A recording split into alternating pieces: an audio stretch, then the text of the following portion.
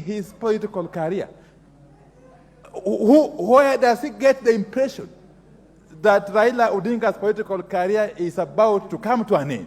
Did I hear you? Raila Odinga is just 79 years old. Just 79 years old. Did I hear you, the Honorable Kiarie, to he said that is a better way of ending his political career. Did I hear you to be saying that?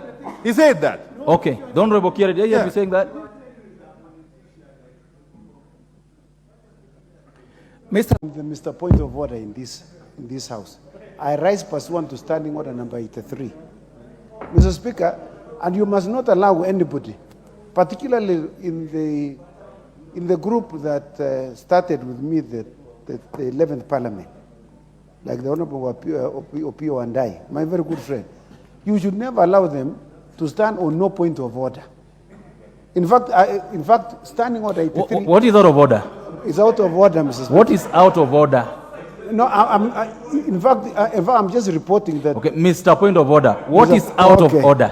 Mr. Point of Order, Mr. Speaker, sir, I have a problem with my gadget here. I have been pressing it, it keeps switching off. I don't know whether it doesn't like me. And you know, I have been sitting here. Okay. I have asked here, they told me it cannot be seen.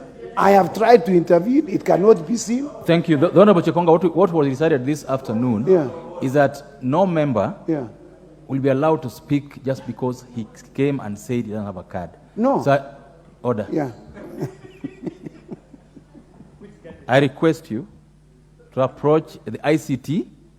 They'll give you a new card if this was not working.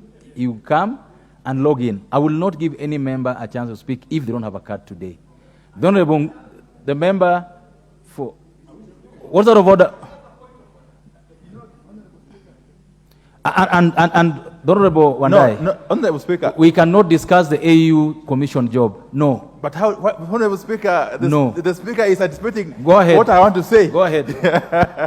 Honorable Speaker, you know, actually, I really like the presentation by my friend, Honorable Kiarie. He's my very good friend. And he spoke very, very eloquently, as he always does. But Honorable Speaker, it's really in order. Is the Honorable Kiarie in order to insinuate that by the Right Honorable Raila Odinga bidding for the chairmanship of the African Union Commission, he will be ending his political career? Where does he get the impression that Raila Odinga's political career is about to come to an end? Did I hear you? Raila Odinga is just 79 years old. Just 79 years old. Did I hear you, the Honorable Kiarie, to he said that is a better way of ending his political career. Did I hear you saying that? He said that. Okay. The Honorable Kiarie, did I hear you saying that? Mr. Speaker, I would not want to dilute the honor that we were bestowing on the former Prime Minister, Honorable Raila Odinga. And it is not lost to members in this House, no less the leader of minority, that the Honorable Raila Odinga has had a very long and illustrious political career, to the point that this would be the apex of his politics. If he were able to ascend to be the chairperson of the AU Commission, this would be the highest honor bestowed on a gentleman who has had an illustrious career. Mr. Speaker, that does not amount to an upward displacement, and I do not wish in any way to retire the Honorable Raila Amolo Odinga, because his presence in the politics of the country and this continent is still needed, and Mr. Speaker, and his service is still desired. Thank you very much, Mr. Speaker. I personally don't believe that this House is not suited to discuss any of these matters the two of you are sparring over. We are ill-suited. We cannot determine anybody's fate, whether positive or negative, in that regard. The next member to speak on this matter, the Honorable Ngusia from Mwingi West. Thank you, Mr. Speaker, for giving me this opportunity to add my voice on this matter of national dialogue. Mr. Speaker, you would recall that when we started demonstrations, I advocated for dialogue in many media houses, Mr. Speaker. And I thought it was the only way to help in Kenyans. And from the onset, I would like to take this opportunity to congratulate my party leader, Kalonzo Musyoka, for steering this committee very well, together with the majority leader, Kimani Ichung'wah. And of course, Baba accepted all what was included in this dialogue, Mr. Speaker. Mr. Speaker, I love the way the matter was conducted throughout the country, consultation after consultation.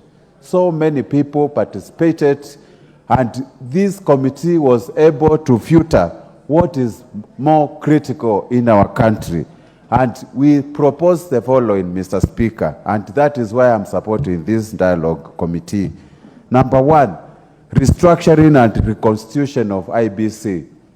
Our IBC has already been labeled, and we have one constituency which is not even represented in this house, Mr. Speaker.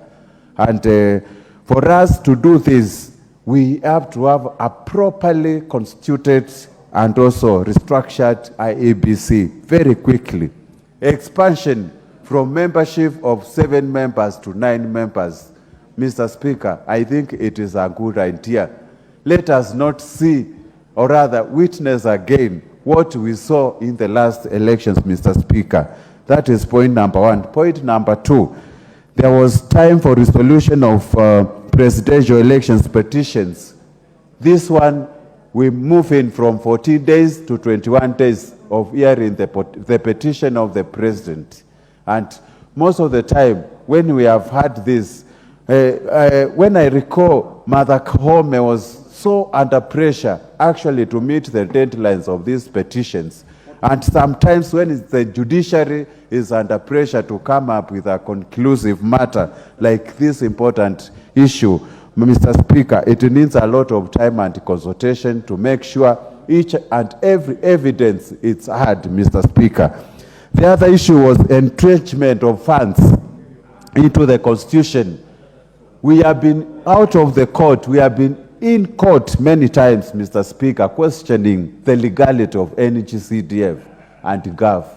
Mr. Speaker, if at all we are going to move out of this chaos every time, and every time governors actually being used by people who have got vested interest in this matter, we should put this matter into rest, entrench the CDF, GAF, and even Senate Oversight Fund into the Constitution, and will be able to make progress on this matter, Mr. Speaker.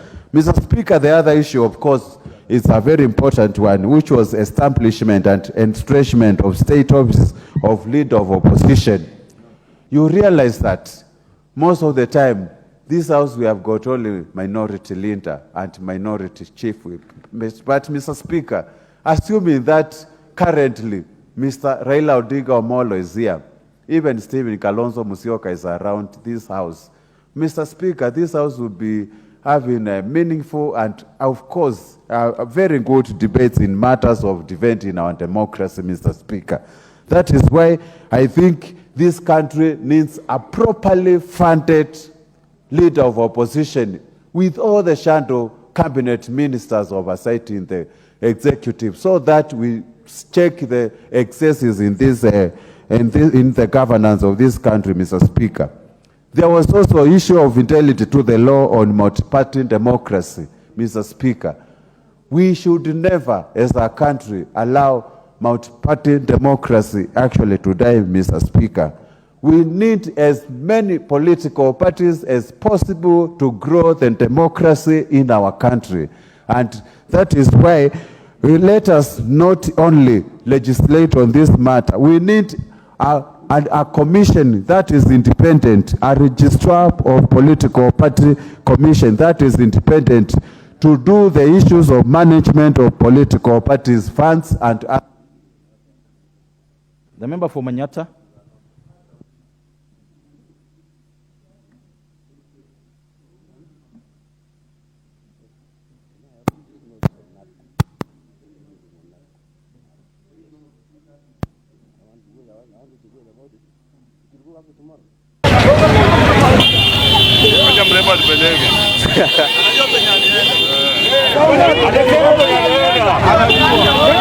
Vinaumanga mtu.